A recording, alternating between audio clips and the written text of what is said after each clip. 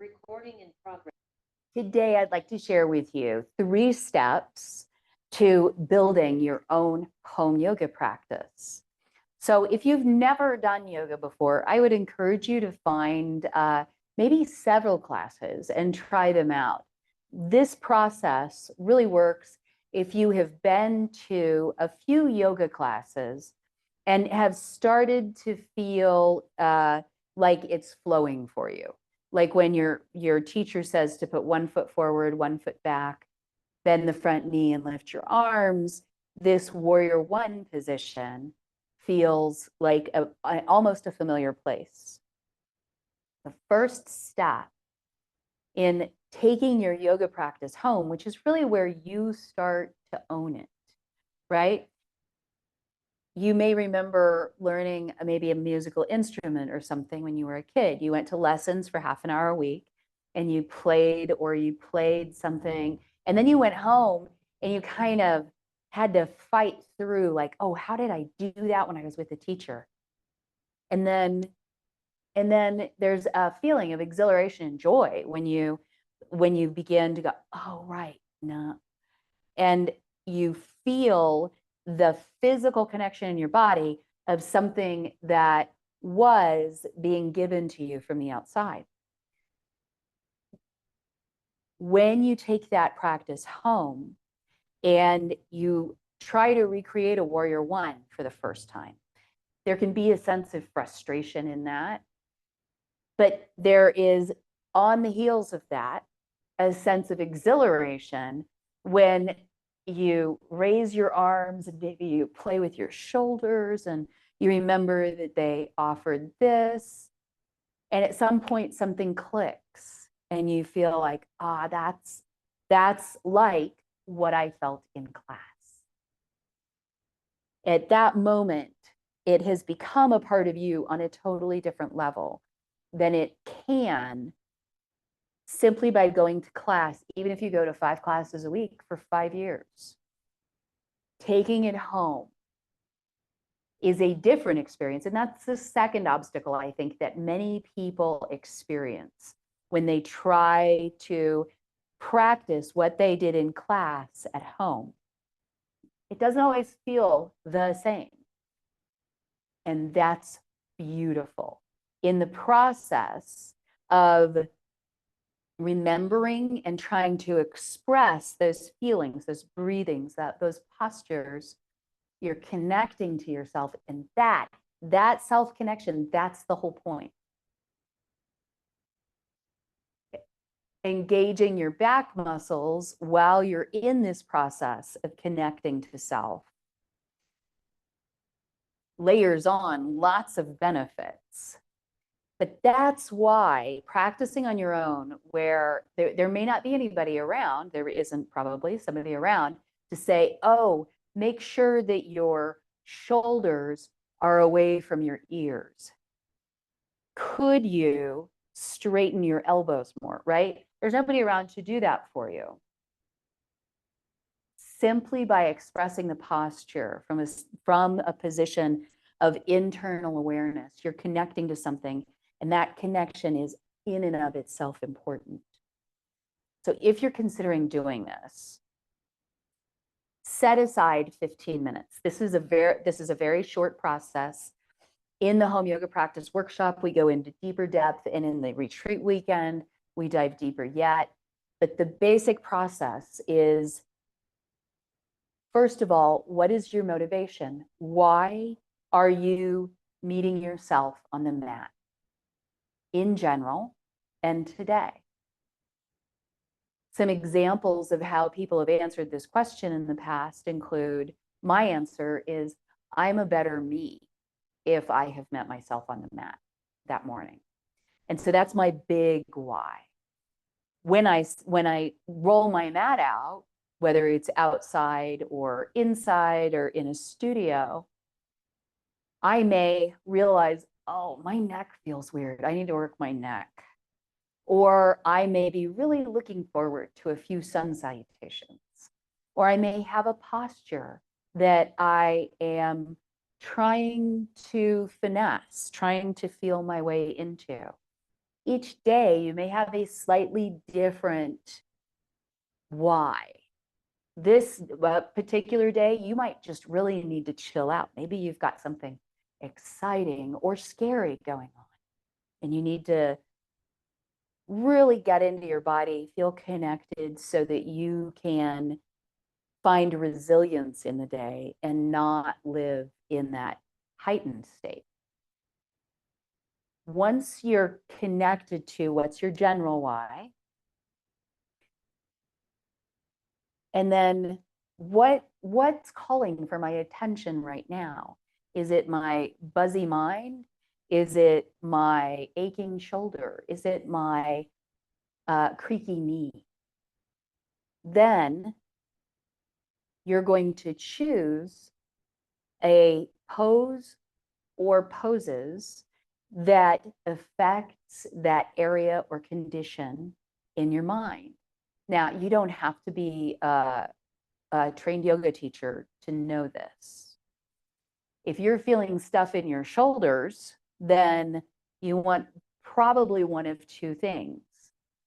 You may want some upper back work. So that would be anything where your shoulders are moving back, and those tend to be back bends. Or you want arm work, because of course the arms come off the shoulders. And so that might be cow-faced arms, or it might be half cow-faced arms, or it might be,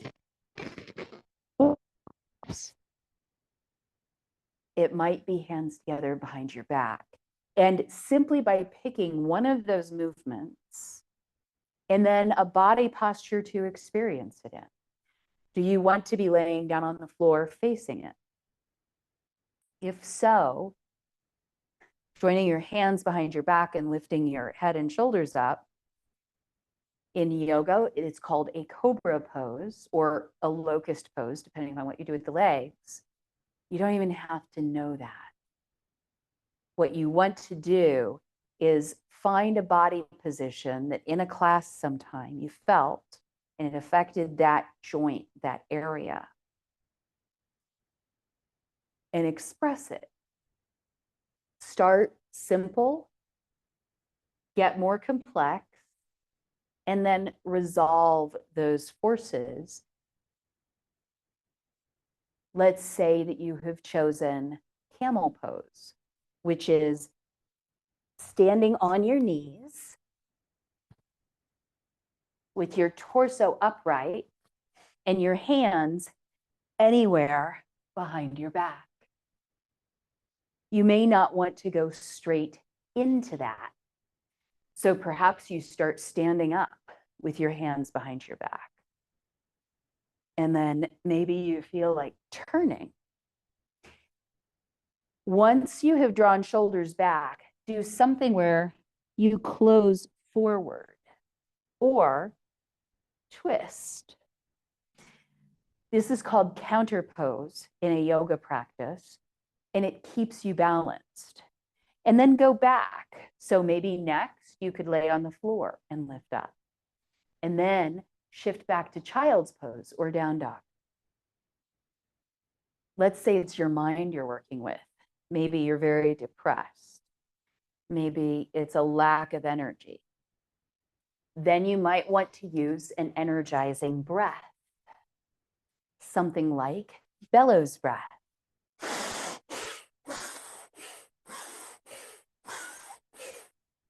Skull shining breath.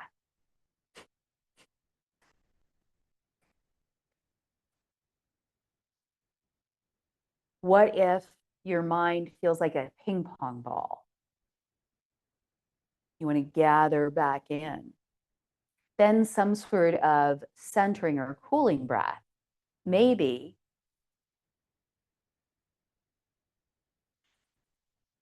alternate nostril breath.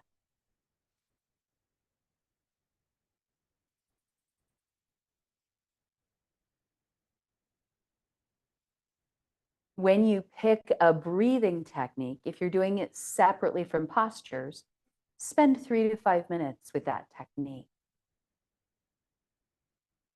resolving the forces that you've brought up during what might be a very improvisational practice.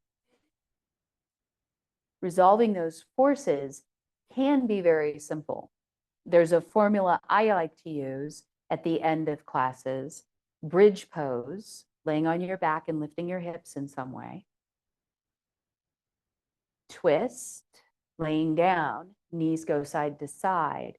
And then this one is non-negotiable. It's not yoga without shavasana. Find a resting position and simply allow your limbs to release. Your yoga practice may have been just what you needed to get out the wigglies so that you could lay in a comfortable shavasana and just be there and allow the body mind to melt. You may want to lay in links up the wall. And you could even curl up in a ball on one side.